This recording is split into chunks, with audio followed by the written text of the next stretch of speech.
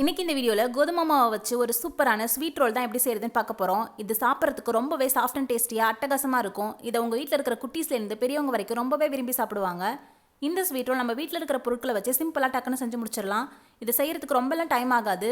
அந்த டேஸ்ட் ரொம்பவே சூப்பராக இருக்கும். கண்டிப்பாக ட்ரை பண்ணி பாருங்கள். இப்போ வாங்க இது எப்படி பண்ணுறதுன்னு பார்க்கலாம். இந்த ஸ்வீட் ரோல் பண்ணுறதுக்கு நான் இங்கே ஒரு கப் அளவு கோதுமை மாவு எடுத்து வச்சிருக்கேன். நீங்கள் கோதுமை மாவுக்கு பதிலாக மைதா மாவில் கூட இந்த ஸ்வீட் ரோல் செய்யலாம். ரொம்பவே டேஸ்டியாக தான் இருக்கும். ஆனால் கொஞ்சம் ஹெல்த்தியாக செய்யணும்னு நினச்சிங்கன்னா நீங்கள் கோதுமை மாவில் செஞ்சு கொடுங்க. இது கூடவே 3/4 கப் அளவு தண்ணி எடுத்து வச்சுருக்கேன்.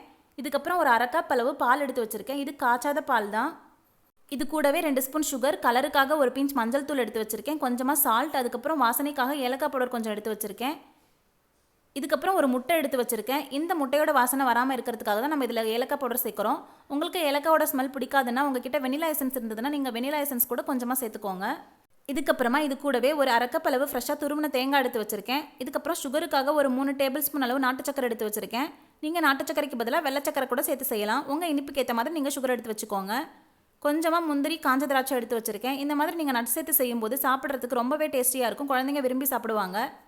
இப்போ ஸ்டவ் ஆன் பண்ணி இந்த மாதிரி ஒரு கடாய் வச்சுக்கோங்க. இதில் ஒரு 2 ஸ்பூன் மட்டும் நெய் சேர்த்துக்கோங்க. இந்த நெய் சூடானதுக்கு அப்புறமா இதில் நம்ம எடுத்து வச்சுருந்த முந்திரி, காஞ்ச திராட்சையை சேர்த்துக்கோங்க. இது நல்லா செவந்து வர அளவுக்கு இதை நம்ம வறுத்தெடுத்துக்கலாம். ஸ்டவ்வை லோ ஃப்ளேம்லேயே வச்சுட்டு இதை நம்ம வறுத்தெடுத்துக்கலாம். இந்த ஸ்டேஜில் முந்திரி திராட்சைக்கு பதிலாக உங்களுக்கு பிடிச்ச வேறு ஏதாவது நட்ஸ் இருந்தால் கூட நீங்கள் அதையும் சேர்த்து செய்யலாம். வேர்க்கடலை கூட சேர்த்து செய்யலாம். ரொம்பவே சூப்பராக இருக்கும்.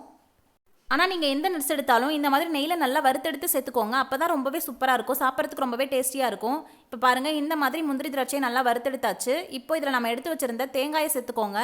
தேங்காயை நல்லா ஃப்ரெஷ்ஷான துருவின தேங்காயை பார்த்து சேர்த்துக்கோங்க. அப்போ தான் இது சூப்பராக இருக்கும்.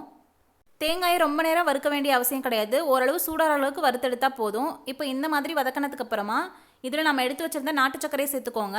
நாட்டு சக்கரை சேர்த்ததுக்கு அப்புறமா மறுபடியும் இது ரொம்ப நேரம் வதக்க வேண்டிய அவசியம் கிடையாது. கொஞ்சம் நேரம் சூடாகிற அளவுக்கு இதை வறுத்தெடுத்தா போதும். இப்போ பாருங்கள், இது நல்லா வறுத்தெடுத்தாச்சு. இப்போ ஸ்டவ் ஆஃப் பண்ணிவிட்டு இதை வேறு ஒரு பிளேட்டுக்கு நம்ம மாற்றி வச்சுக்கலாம். அவ்வளோதான், நம்மளுடைய ஸ்வீட் ரோலுக்கு உள்ளே வைக்க வேண்டிய ஸ்டஃபிங் ரெடி. இப்போ இது அப்படியே இருக்கட்டும், நல்லா ஆறட்டும். இப்போ இந்த மாதிரி ஒரு மிக்ஸி ஜார் எடுத்துக்கோங்க. இப்போ இதில் நம்ம எடுத்து வச்சிருக்கிற எல்லா பொருட்களையும் 1 பை 1 இதில் சேர்த்துக்கோங்க.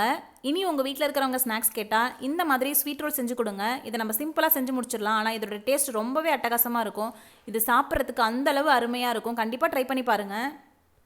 இப்போ நான் எடுத்துருக்கிற இந்த கோதுமை மாவோட அளவுக்கு எனக்கு ஒரு 7-8 ஸ்வீட் ரோல் கிடச்சிது. நீங்கள் இன்னும் அதிகமான ஸ்வீட் ரோல் செய்யணும்னா இந்த அளவுகள் அப்படியே அதிகப்படுத்தி செஞ்சுக்கோங்க. ரொம்பவே சூப்பராக இருக்கும். இப்போ பாருங்கள், எல்லா பொருளையும் இதில் சேர்த்தாச்சு. தண்ணி சேர்க்கும்போது மட்டும் கொஞ்சம் கொஞ்சமாக தண்ணி சேர்த்து அரைச்சி எடுத்துகிட்டு வந்துக்கலாம். ஒரே டைமில் எல்லா தண்ணியும் சேர்த்துறாதீங்க. ஒரு கப் கோதுமை மாவுக்கு 3/4 கப் தண்ணி நம்ம எடுத்தோம் இல்லையா, அதில் கொஞ்சம் கொஞ்சமாக தண்ணி சேர்த்து நம்ம அரைச்சி எடுத்துகிட்டு வந்துக்கலாம். இப்போ பாருங்கள், மாவு இந்த மாதிரி கன்சிஸ்டன்சியில் தான் நம்ம அரைச்சி எடுத்துகிட்டு வந்துக்கணும். ரொம்பவும் தண்ணியாக இருக்கக்கூடாது, திக்காகவும் இருக்கக்கூடாது. இந்த மாதிரி இருக்கும்போது தான் ஸ்வீட் ரோல் நல்லா பர்ஃபெக்டாக வரும். இப்போ இந்த மாவு கொஞ்சம் நேரம் ஊறணுன்ற அவசியம்லாம் எதுவும் கிடையாது. இப்போ நம்ம இதை உடனே தோசைக்கல்லில் ஊற்றி ஸ்வீட் ரோல் செய்ய ஆரம்பிச்சிடலாம். அதுக்கு ஸ்டவ் ஆன் பண்ணி இந்த மாதிரி ஒரு தோசைக்கல்லை வச்சுக்கோங்க. இந்த கல் சூடானதுக்கப்புறமா இதில் கொஞ்சமாக நெய் இல்லைன்னா ஆயில் அப்ளை பண்ணிக்கோங்க. இப்போ இந்த தோசைக்கல்லில் நம்ம ரெடி பண்ணி வச்சிருந்த மாவுலேருந்து கொஞ்சமாக எடுத்து சேர்த்து நல்லா ஸ்ப்ரெட் பண்ணி விட்டுக்கோங்க. இது ரொம்ப மெலிசாகவும் இருக்கக்கூடாது, ரொம்ப திக்காகவும் இருக்கக்கூடாது. ஓரளவு கொஞ்சம் மெலிசாக இருக்கிற மாதிரி ஊற்றிக்கோங்க. அப்போ தான் இந்த ஸ்வீட் ரோல் ரொம்பவே சூப்பராக இருக்கும். இப்போ பாருங்கள், இந்த மாதிரி ஊற்றியாச்சு. இப்போ இதுக்கு மேலே நம்ம நெய்யோ எண்ணெயோ எதுவுமே சேர்க்க தேவையில்லை. இது நல்லா சூப்பராக வெந்து வந்துடும்.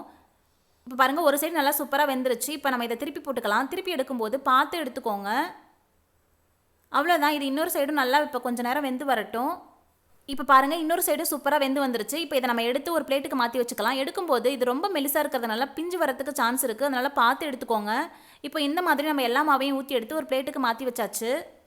அவ்வளோதான், இப்போ இதுக்குள்ளே நம்ம ரெடி பண்ணி வச்சுருந்த தேங்காய் நட் ஸ்டஃபிங்கை வச்சு ரோல் பண்ணால் நம்மளுடைய ஸ்வீட் ரோல் ரெடி. இப்போ வாங்க இதை ரோல் பண்ணலாம். அதுக்கு இந்த மாதிரி ஒரு பிளேட் எடுத்துக்கோங்க. இதில் நம்ம ரெடி பண்ணி வச்சுருந்த கோதுமை மாவு பேஸ்லேருந்து 1 எடுத்து வச்சுக்கோங்க. இப்போ இதில் நம்ம ரெடி பண்ணி வச்சுருந்த ஸ்டஃபிங்கை கொஞ்சம் வச்சுக்கோங்க. உங்களுக்கு எந்தளவு ஸ்டஃபிங் வேணுமோ அந்தளவு வச்சுக்கோங்க. வச்சுட்டு இதை நல்லா ரோல் பண்ணிக்கோங்க.